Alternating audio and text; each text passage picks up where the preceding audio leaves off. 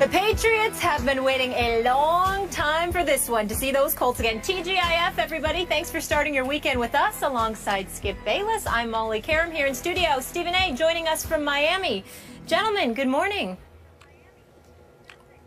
Good morning. How y'all doing? How's our man Dwayne Wade doing down there in Miami? That's what I want to know. Well, I'll give you that answer this afternoon. I don't know that as of yet. Oh, you're going to see him today. Oh, I thought it was yesterday. Okay, I got it. But you are going to interview him? I'll see him today. Good. All right. Yes, I am. Onward and upward. All right, we got a lot to get into, fellas. Let's work. Let's it roll. is a rematch of the AFC Championship game, also known as the Deflategate game, where the Patriots beat the Colts 45-7. The Pats are now 4-0, including playoffs against the Colts since Andrew Luck entered the NFL in 2012. Colts owner Jim Irsay says he expects Luck to play on Sunday.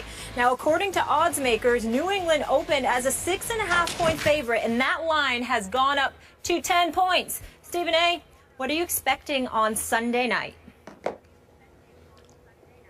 Well, I expect, something close to a blowout. Maybe not a complete blowout. I think the New England Patriots ultimately will pull away, and I think they're going to win this game by a score along the lines of 37-21, maybe 37-23. But I think they're going to put up a bunch of points. I think they're going to go at the Indianapolis Colts. I think we're going to see Brady's A game. I think the Indianapolis Colts will definitely try to respond, but I don't think they're going to be nearly as effective. I think retribution kicks in here. There's no doubt in my mind. They can downplay it all they want to, but Tom Brady is not going to just let this shove aside. This is not just another game to him, and certainly it's not about targeting the Indianapolis Colts from the perspective of, I'm quite sure they didn't mean to target Tom Brady per se. They were just pointing out something that they believed to be unfair when it came to Bill Belichick and the New England Patriots. But nevertheless, the residue effect of it all was an off season in which Tom Brady, the reigning defending Super Bowl champion quarterback, a four-time Super Bowl champion,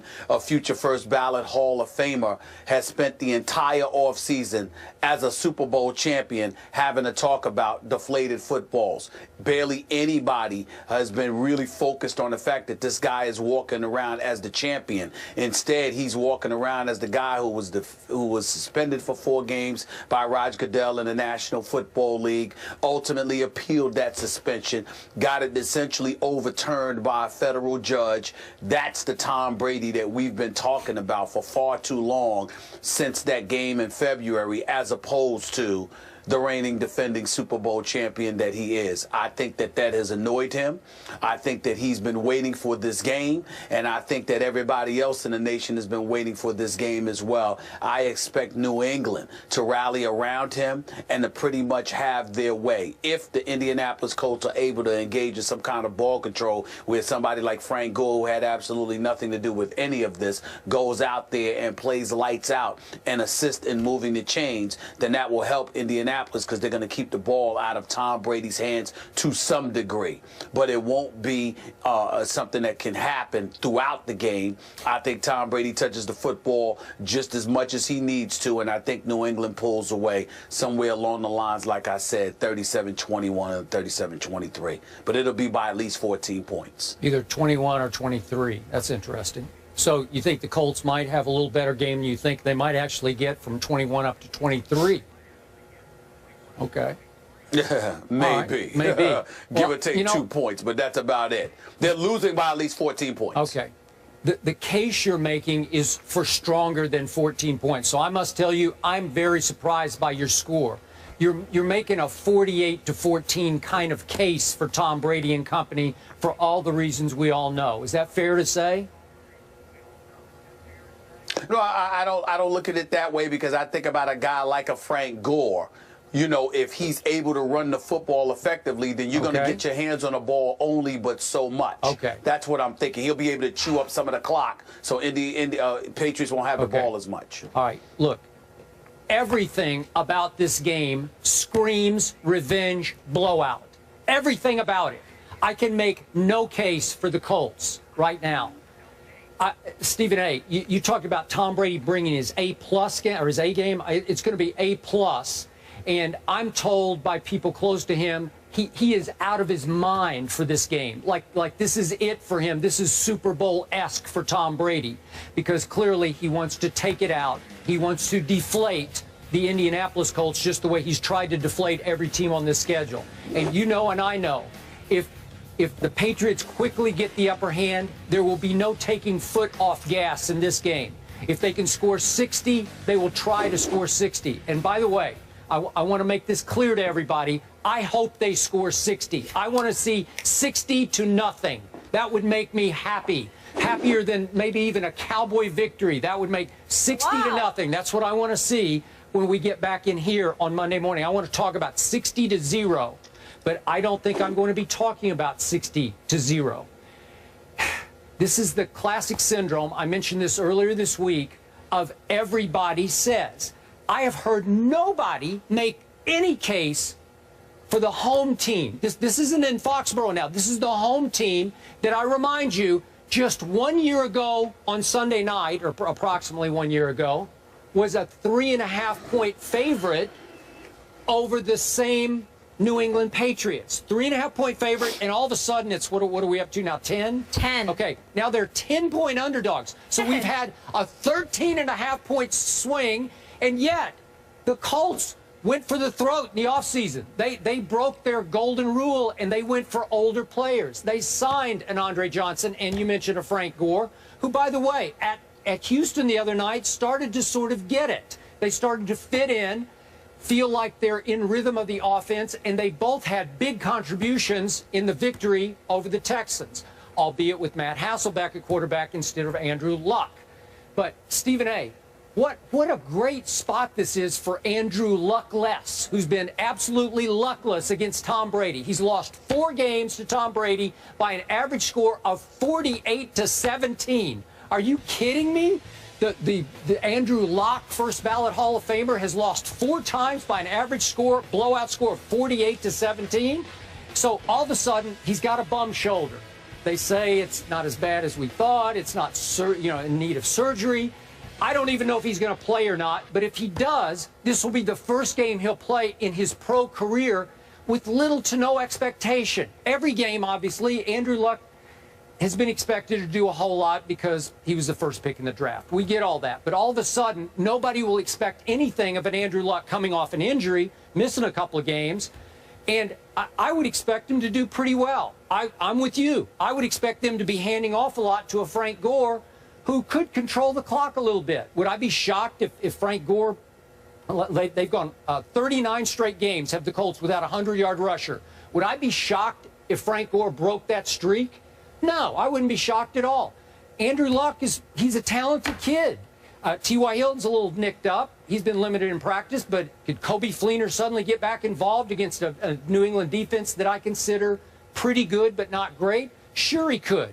And the Indianapolis Colts, after a while, they're human. They got pride. They've been humiliated. They've been stepped on. They've been obliterated by this team 4 straight times, and it's not just Tom Brady. Do you realize that the New England Patriots in the last 3 games against Indy have rushed for an average of 219 yards a game? Are you kidding me?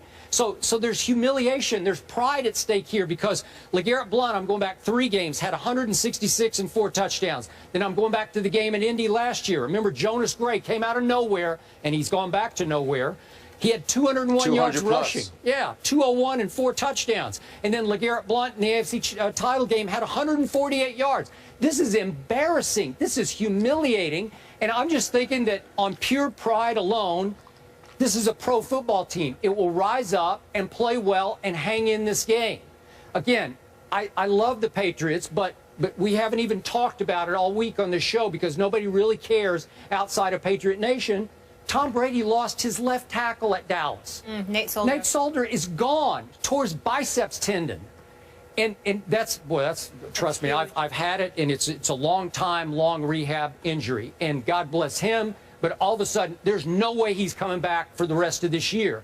So Marcus Cannon is their kind of do-it-all sub-lineman who's under a pretty good contract, actually, and he did a nice job in the second half at Dallas. But really, he's your left tackle going into a kind of a grudge match game against a team that has become your playoff rival, even though they haven't stood up to their end of the battle. But my point is, that's a big loss for the Patriots. So I could see them having a little bit of a hard time in this game. You've got 37-21.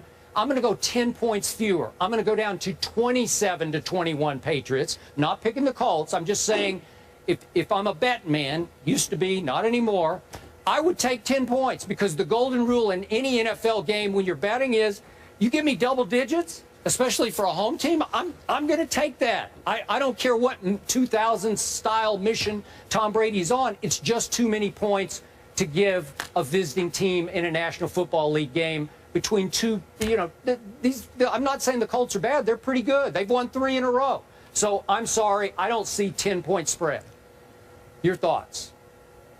Well, I just see it. I see it because we've mentioned the past, like you said, how the Patriots have dominated them. Well, what's the biggest reason why? You're looking at the players. I'm looking at the execution. I'm looking at the difference between Bill Belichick and Chuck Pagano. We both like Chuck Pagano. We're incredibly fond of him. Yep. But let's face reality. He's got a lot to prove. Listen, the last 3 years, they went from a wild card game to a divisional playoff game to an AFC championship game. And yet, when they started out 0-2, he was on a hot seat. Yep. Now, what kind of sense does that make? Yep. You know why it makes sense, Skip Bayless? Because there are a lot of people who believe the Colts win in spite of him, not because of him. We don't know that to be true, and I'm certainly not here to try to cast any aspersions. I'm just going on what the aficionados say watching the Indianapolis Colts. So when I take that into consideration, although the New England Patriots lost their left tackle, and they're the visiting team, I'm still thinking that it's Coach Bill Belichick against Chuck Pagano. I'm still thinking that it's a highly motivated Tom Brady. I'm still thinking about his teammates who surround him. This is a guy that sat up there and ran for a touchdown in training camp, and people were cheering him on, for crying out loud, including his own teammates, because of how hyped everybody was. Well, if you were hyped for those minimal moments, those insignificant moments as far as I'm concerned, how in God's name are you going to feel come Sunday night when you got to go up against a team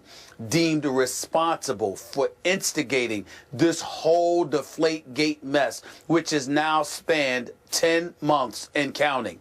That's the way that I look at it. And I think that in a game of this magnitude, nationally televised, no doubt, against these guys on their home turf, I think it's going to be reminiscent of what New England did against Buffalo those first 3 quarters in Buffalo before they made a comeback. Except in the case of the Indianapolis Colts, there will be no comeback. I think the Patriots are going to win running away with this game. Okay, I hear what you're saying, but I'm going to stand by the everybody says syndrome. When everybody says what you're saying, everybody is saying that. On every show I've turned on, everybody's written this. It's a done deal. It's a wipeout, revenge wipeout. When everybody says it, the opposite almost always happens. So I think it'll be a close game for 3.5 quarters. And again, this is the truth. I'm hoping Andrew Luck plays, because I think, obviously rooting for the Patriots, I would be a little more fearful of Matt Hasselbeck right now in a game of this magnitude, because I think Matt Hasselbeck ridiculous. No, he would game manage this one. He would scare me, because he would go dinks and dunks, lots of handoffs, lots of ball control. He would probably keep doing. Look, Andrew Luckless against the Patriots, 6 touchdowns to 10 interceptions. He just makes a lot of mistakes. Maybe this game, with no pressure, no expectation, maybe he'll play big time.